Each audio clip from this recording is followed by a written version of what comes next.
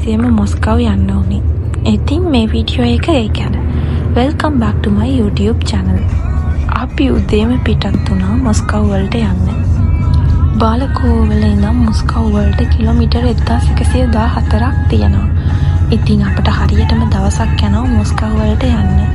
ඩේනිස් මම අයිෂා අපි තුන්දෙනාම මේ ගමනට එකතු වුණා. පැය 11මාරක් වගේ යනවා අපිට මොස්කව් වලට යන්න. ඉතින් අපි බස් එකේ යන්න බැරි නිසා ට්‍රේන් එකෙත් යන්න අමාරුයිනේ අයිෂා චූටි නිසා. ඉතින් අපි තීරණය කරා අපේ කාර් එකේම මොස්කව් වලට යන්න. මම මේක වීඩියෝ කරන්නේ හරියටම අයිෂාගේ දෙවැනි මාසෙ.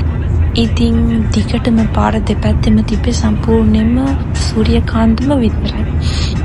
මෙහි සූර්යකාන්ත වලින් තෙල් හදන නිසා ගොඩාක් අය සම එකට සූර්යකාන්ත පැල හිටවනවා. ඉතින් අපි යන ගමන් ඩෙනිස් අතරමඟ ටිකක් නැවතුව ෆොටෝස් ටිකක් ගන්න සූර්යකාන්ත ළඟ.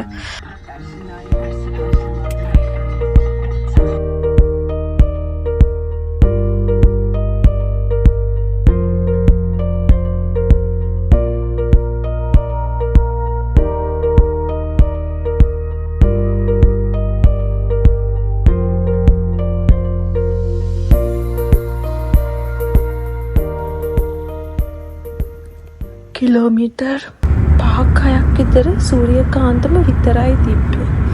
වෝල්ස්කි වල තමා ගොඩාක්ම සූර්යකාන්ත වගා කරලා තිබ්බේ. ඉතින් පාර දෙපැත්තේ දිගටම තිබ්බේ සූර්යකාන්ත විතරයි.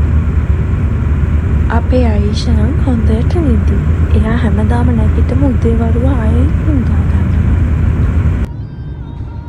ඉතින් අපි අපේ ගමන ආයෙත් පටන් ගත්තා. එක දවසක්ම යන්නත් එපා. ඒ නිසා අපි හිතුවා නවත්ත පොඩ්ඩ හරි අපි ඉක්මනට අපේ ගමන යනවා කියලා. දැන් ඔයාලා බලනවා ඇති ඇයි අපි මොස්කව් වලට හදිස්සියෙම යන්නේ කියලා. වීඩියෝ එක ඉවරනකම් බලන්නකෝ. ඉතින් මේක ඇත්තටම යන්න ඕනම ගමනක්. අපි මේකට යන්න ඕන නිසාම යන්නේ. නැත්තම් අපිට පුළුවන් ඉන්න. මොකද ආයිෂා තාම චූටි නිසා හරිම අමාරුයි ආයිෂාත් එක්ක මෙහෙම කාර් එකක එක දිගට යන එක. මොකද ඊට කඩක් මදිනේ නිදා ගන්න එහෙම කරන්නේ. ඉතින් අපි නැවැත්තුවා ඊට පස්සේ කන්න. මොකද දවල්ට අපි කන්න ඕන නිසා දවල් කිව්වට අපි කන්න නවත්තද්දී කොහොම හරි 2-3 වගේ ඇති. ඉතින් අපි කාලා ආයෙත් අපේ ගමන පටන් ගත්තා. හැබැයි මේ ගමනේ නම් ආයිෂා අපට කරදරයක් කරේ නැහැ. එයා ගොඩාක්ම කරේ නිදාගත්ත එක තමයි. ඉතින් මොස්කව් වලට ගිහිල්ලා අපි අපේ වැඩේ කරගෙන ඊළඟ දවසේම ආයෙ එන්න ඕන. මොකද ඒ කියන්නේ හෙට නෙවි අනිත්තට අපට ආයෙ තියෙනවා ආයිෂාව හොස්පිටල් එකට ගෙනියන්නේ ආගේ මසාජ් එකට. ඉතින් ඒ නිසා අපට අද ගිහිල්ලා අපි පුළුවන් වුණොත් අද වැඩේ කරගෙන අදම එන්න ඕන. මොකද අනිත් උදේ වෙද්දී අපි හොස්පිටල් එකට උදේ 8ට යන්න ඕන නිසා. අපි උදේ 9ට විතර තමයි මෙහෙන් පිටත් උනේ. එතකොට මොස්කව් වලට ලං ඇති අපේ වෙලාව 10:00 විතර ඇති රෑ. ඉතින් අපි ඉන්න තැනක් හොයාගන්න ඕන. මොකද අපි මේ ගමන හදිසියෙ ආපු නිසා අපිට හොටෙල් එකක් එහෙම බුක් කරන්න බැරි වුණා. ඊට පස්සේ ඉතින් අපි රෑ කෝල් කරලා බැලුවම අපිට ඒ කියන්නේ අපේ වැඩේ කරගන්න තැනට ළඟින් හොටෙල් එකක් අපිට හොයාගන්න පුළුවන් වුණා. අපි එතනට යද්දී රෑ 11:00 විතර ඇති. මොස්කව් වලට ලං වුණා කිව්වට මොස්කව් වල ඉඳන් අපිට හොටෙල් එක ළඟට යන්නත් කොහොම හරි පැය එකමාරක් විතර ඉන්න උනා. මොකද මොස්කව් වල ලොකු ට්‍රැෆික් එකක් තියෙනවා. විශේෂයෙන්ම හවස් වෙද්දී වගේම රෑ වෙලා.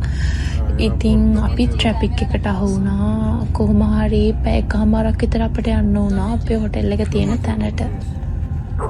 ඉතින් ඔයාලට පේන ඇති අපේ අනිත් සයිඩ් එකේ ඒ කියන්නේ වාහන අනිත් පැත්තට යන පැත්තේ තියෙන ට්‍රැෆික් එක කොයි වගේද කියලා. මොස්කව් වල නම් මාර ට්‍රැෆික් එකක් තියෙන්නේ. ඉතින් අපි කෝල් කරාම හොටෙල් එකෙන් කිව්වා කමක් නෑ ඔයාලා පරක් වුණාට එන්න කියලා. ඊට පස්සේ අපි ට්‍රැෆික් එකට අහු වෙලානේ හිටියේ. ඉතින් අපිට පැය කමාරක් විතර ගියා මොස්කව් වල ඉඳන් හොටෙල් එක ළඟට. ට්‍රැෆික් නැත්තම් අපිට යන්නේ පැය භාගයක් වගේ තමයි හොටෙල් එක ළඟට යන්න. ආයිෂා නම් නීතිය අපිට කරදරයක් කරේ නැහැ. මොස්කව් වල නම් රෑ දවල් උදේ කියලා වෙලාවක් නැහැ. මිනිස්සු ඉන්නවා. පාරේ බය වෙන්න දෙයක් නැහැ. 11:00 වගේ අපි හොටෙල් එකට චෙක් ඉන් වුණා. මේ හොටෙල් එකේ නම තමයි හොටෙල් මීරා. මට රෑ වීඩියෝස් නම් ගන්න ඕනේ නෑ. ආපු ගමන් අපි ඔක්කොම වොෂ් එකක් දාගෙන නිදාගත්තා. ඉතින් අපට උදේ 10ට තමයි අපොයින්ට්මන්ට් එක තිබ්බේ අපේ වැඩේ කරගන්න. මට කියන්න අමතකුණානේ අපි ඇයි මෙහි ආවේ කියලා. අපි මොස්කව් වලට ආවේ මොස්කව් වල තියෙන අපේ එම්බසි එකට. ඒ කියන්නේ ශ්‍රී ලංකන් එම්බසි එකට. ඉතින් උදේ 10ට තමයි මට අපොයින්ට්මන්ට් එක තිබ්බේ මගේ වැඩේට. මම ගියාට පස්සේ කියන්නම් මොකද්ද මගේ වැඩේ කියලා. මේක හදිස්සියෙම එන්න උන ගමනක්නේ. මගේ කිව්වට මේක අත්‍තරම ආයිෂාගේ වැඩක්. අපි උදේ යන්න ඕන නිසා අපි කිව්වා අපිට බ්‍රෙක්ෆාස්ට් එක උදේන් පොඩ්ඩක් ලෑස්ති කරන්න ඕනේ කියලා. මම ගත්තේ ඔම්ලට් එකයි කාෂයි එතකොට කැපිචිනෝ එකයි.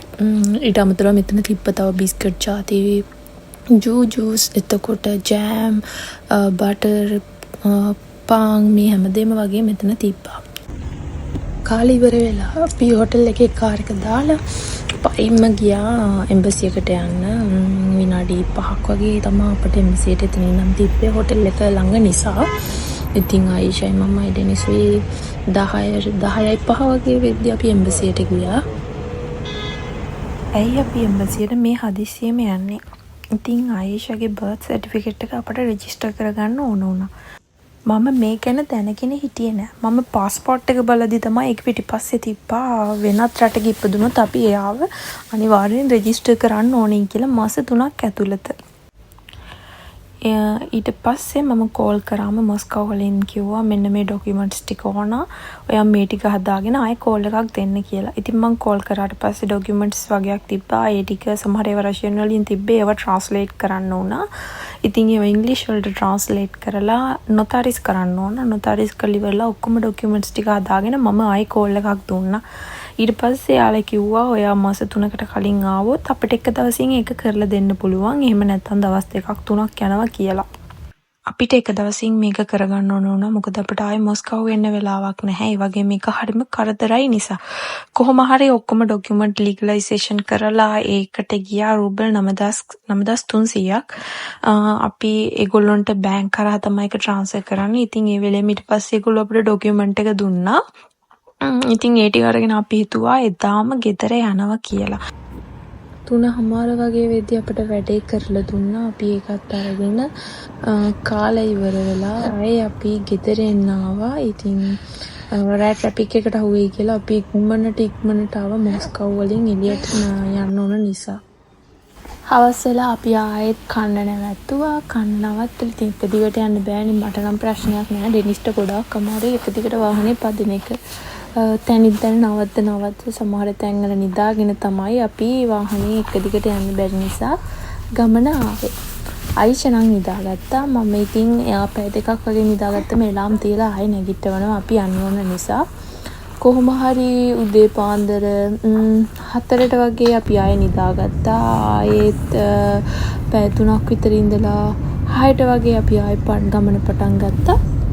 ඇත්තටම මෙහි තියෙන තවත් දෙයක් තමයි අපිට දැන් අපි යන මන්තිරුවේ වෙනම ස්ලයිඩ් එකක් තියෙනවා. අපට අවශ්‍ය නම් ඒතන නවත්තලා කාර් එක අපිට නිදා ගන්න පුළුවන්. ඒ කියන්නේ ඒක වෙනම වෙන් වෙලා තියෙන්නේ අපිට කායික පාක් කරලා නිදා ගන්න. තව ඕන වෙහිකල් එකක් පුළුවන් එතන පාක් කරලා අපිට නිදා ගන්න. කිසිම කෙනෙක් කරදර කරන්නේ නැහැ. සමහර තැන්වල නම් පොලිසියෙන් හිටියා. හැබැයි අපි මේ පාර මොස්කව් යද්දී නම් අපිව පොලිසියෙන් නැවැත්තුවේ නැහැ.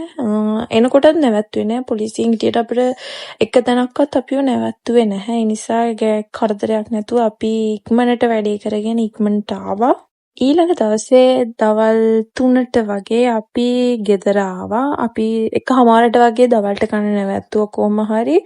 මේ උදේට නම් එයා වාහනේ එද්දි අපිට ස්නැක් වගේක් කරන් දුන්නේ. ඒ නිසා අපි ඒව කෑව බඩගින්නක් තිබ්බේ නැහැ. දවල් අපි නවත්තලා කාලා ගෙදර ආවා. ඉතින් වැඩ ටික කරගත්තා. ආයෙත් අලුත් vlog එකකින් මං එහෙනම් ඉක්මනටම එන්නම්. ඔයාලා හැමෝම පරිස්සමින් ඉන්න. ලයික් එකක් දාන්න යන්න, කමෙන්ට් එකක් දාන්න යන්න.